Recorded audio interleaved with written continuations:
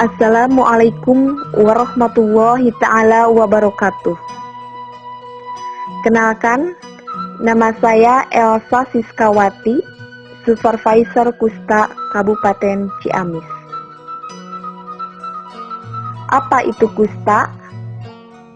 Kusta adalah penyakit menular yang disebabkan oleh kuman Mycobacterium leprae, yang terutama menyerang saraf tepi, kulit, dan organ tubuh lain kecuali susunan saraf pusat.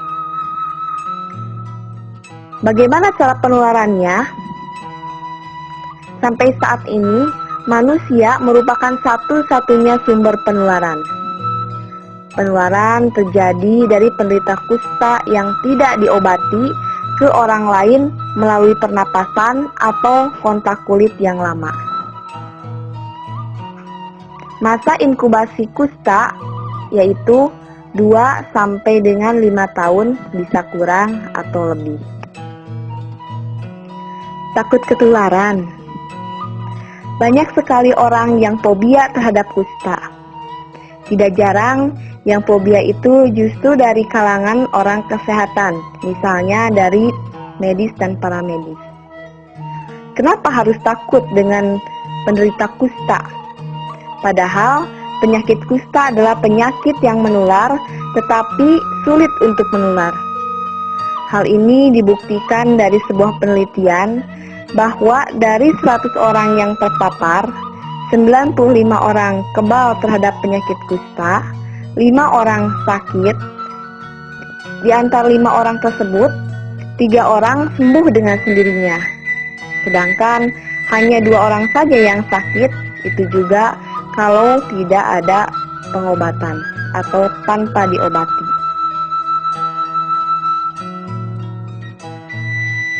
Diagnosis penyakit kusta ditegakkan jika seseorang mempunyai 1 atau lebih tanda utama atau cardinal sign kusta yang ditemukan pada waktu pemeriksaan klinis. Apa saja cardinal signs atau tanda-tanda kusta tersebut? Yaitu 1. Kelainan kulit yang mati rasa. 2. Penebalan saraf tepi dengan gangguan fungsi. 3. BTA positif.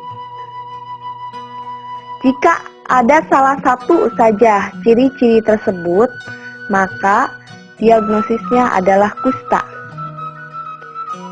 Kemudian kita lihat lagi untuk menentukan tipe dari kusta. Kita lihat bercak, penebalan saraf, dan hasil pemeriksaan BTA. Jika bercaknya kurang dari 5 dan atau penebalan saraf tepi dengan gangguan fungsi hanya 1 dan atau BTA-nya negatif, itu tipe PB.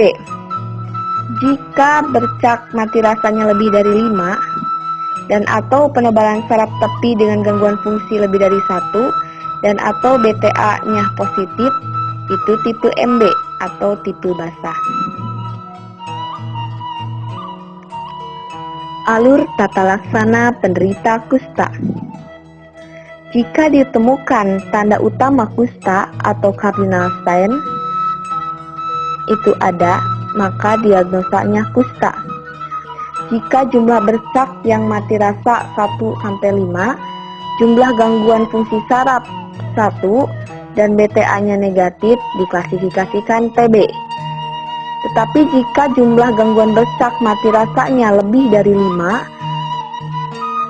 dan atau jumlah gangguan fungsi sarafnya lebih dari 1, dan atau BTA-nya positif, diklasifikasikan tipe MB.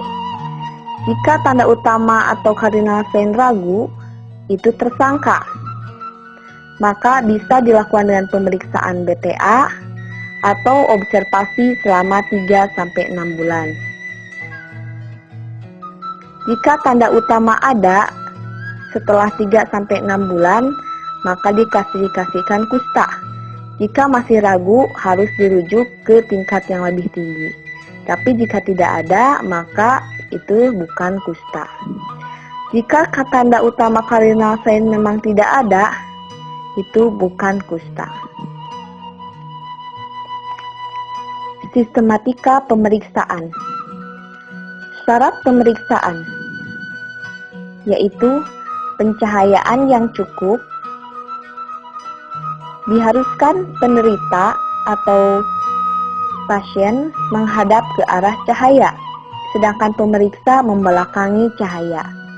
Privasi yaitu si pasien, khususnya untuk ibu-ibu, harus mengenakan sarung atau disediakan sarung. Sistematis yaitu pemeriksaannya mulai dari atas ke bawah sesuai dengan tata laksana penyakit kusta. Yang kedua, anamnesis. Yang ketiga, pemeriksaan. Pemeriksaan dimulai dari pemeriksaan pandang yang menyeluruh dan lengkap mulai dari kepala sampai telapak kaki. Kemudian tes mati rasa pada bercak.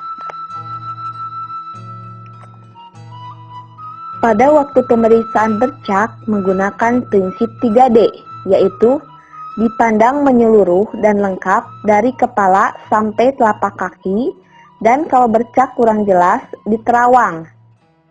Kemudian, tes mati rasa pada bercak yang ditemukan atau diraba. Inilah bercak-bercak yang dicurigai sebagai bercak kusta.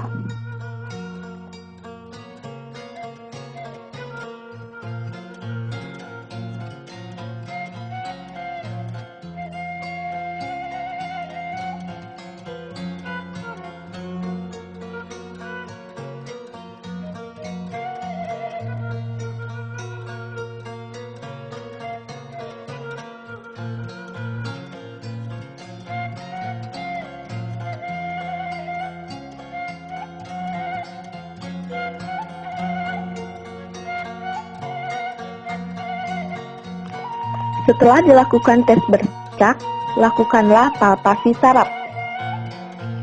Saraf-saraf yang dipalpasi meliputi saraf ulnaris, saraf perineus, dan saraf tibialis posterior. Setelah dilakukan palpasi, lakukan juga pemeriksaan fungsi saraf yang meliputi pemeriksaan fungsi sensoris dan pemeriksaan fungsi motoris. Demikian penuturan dari saya. Selanjutnya akan diperagakan simulasi pemeriksaan kusta yang akan disampaikan oleh Dr. Kori selaku konsultan kusta Provinsi Jawa Barat. Kepadanya dipersilahkan. Jarak bukan karena takut ketularan. Ini kadang-kadang suka begitu akhirnya nggak kelihatan. Jadi harus kita bisa pandang begini, anggapnya sudah pakai sarung.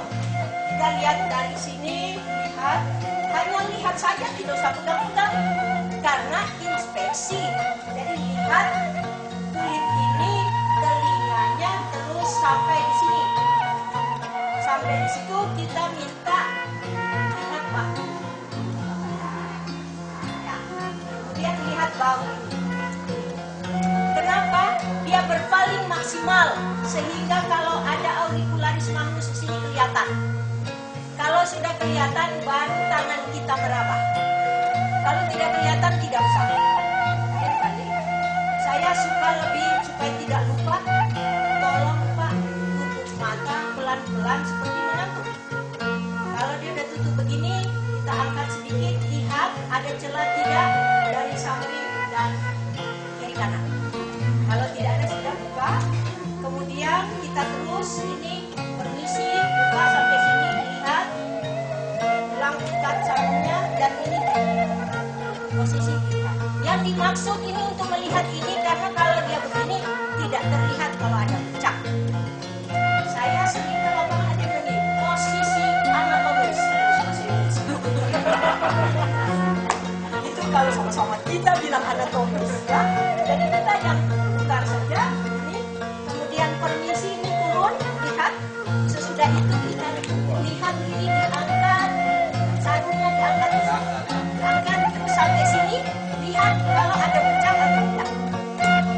Sudah itu minta. Nah, kemudian kita lihat lagi dari belakang telinga sampai di sini. Kalau perempuan dipegang rambutnya diangkat, mana tahu di sini ada bercak. Terus dilihat sampai setinggi ini. Ini lagi dibalik karena ada sisi belakang yang tidak terlihat. Lalu kita permisi tarik celananya sampai turun di sini. Kemudian ini diangkat juga dilihat. Lalu minta yang pegangan di kursi dan angkat kaki telapak kaki. Ya, itu sudah sebelah lagi. Ya, ini inspeksi. Jadi tidak angkat terus angkat ya, angkat dipegang lama-lama begini. Saya sering lihat itu di lapangan. Padahal kita hanya melihat apakah ada luka di kaki, ada bercak di kaki. Kalau jangan di lama-lama pegang. Sudah setelah itu Bapak boleh, kalau ada bercak kita ambil kapas. Nih kita harus mulai di yang sehat. Kalau kita mulai misalnya coba Pak menghadap sini. Kita coba ini pasiennya, Pak ini kalau saya sentuh ada terasa? Nah, karena biasanya dia bilang tidak, padahal dia merasa bukan sakitnya, tetapi ada yang sentuh. Coba Pak tunjuk di mana? Di mana Pak? Nah, sekarang Bapak lihat sana. Tunjuk ya. Ada misalnya di sini bercak, di sini normal. Waktu saya ini ditunjuk, ya masih tunjuk. Di sini juga tunjuk, tapi kita curiga. Coba yang mana lebih terasa tapi dengan tidak melihat. Misalnya yang sehat, nomor 1, yang kedua yang dicurigai. Kalau bagus komunikasinya, Bapak itu akan bilang yang pertama. Kemudian kita pergi ke tempat lain lagi, masih merasa, balik lagi di situ. Yang pertama yang dicurigai, yang sehat. Nanti dia bilang, oh yang kedua yang lebih terasa. Itu kalau semua lancar-lancar. Tapi kalau dia bilang semua yang sentuh kedua kali yang lebih terasa, susah kita. Sekarang, duduk Pak. Tadi pemeriksaan fungsi fasialis saya sudah lakukan dari awal. Jadi saya tidak perlu ingat lagi. Kemudian ini duduk. Mulai dengan perabaan saraf. Ada berapa saraf yang diraba? Ya. Kita supaya tidak salah pegang seolah-olah jabat tangan atau pegang begini. Ini sedikit ditekuk dulu. Ini cerita dulu. Semua yang latihan di bawah tahun 90 begitu ya. Dulu. Tapi kalau jadi begini, berapa tonjolannya? 2. Membuat kita bingung. Tapi kalau sedikit ditekuk, pasti hanya 1. Lalu dari sini digulirkan, dapat sulkusnya. Jadi cari ini dan digulirkan, langsung ada lekukan. Sulkus lunaris, lalu kita ke atas ke bawah. Kalau teraba, kita kiri kanan. Tapi ini normal karena apa? Masih lunak dan homogen. Tapi kalau kusta itu pasti kaku, seperti kawat. Lalu kita ke sini juga begitu. Tapi jangan lupa mata kita lihat, tidak bilang sakit Pak, tidak. Kita hanya meraba saja. Begitu terus ketahuan, jadi tidak lagi tanya, ya. Kemudian dibandingkan kiri dan kanan. Saya masih melihat di lapangan bukan meraba, tapi menekan. Kalau menekan, kita yang sehat pun sakit. Jadi meraba, bukan menekan.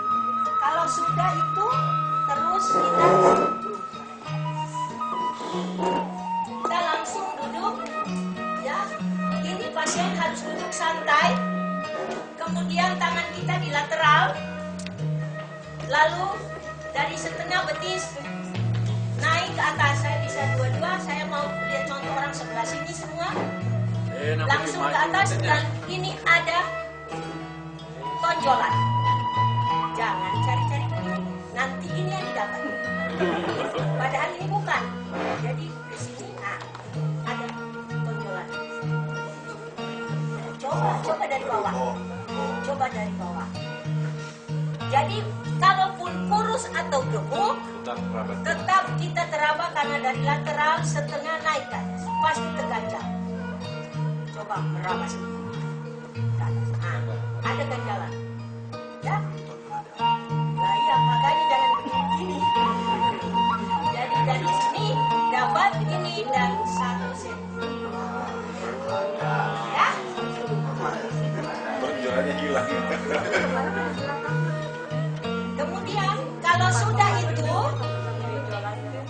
supaya lebih praktis saya masih duduk, kita periksa ini tibialis posterior, tangan kita bersila. Bisa sekaligus, tapi bisa satu-satu. Ini dari bawah malleolus medialis ke belakang dan tarik ke depan. Dan tapi mata kita lihat di sana, dia kesakitan atau tidak.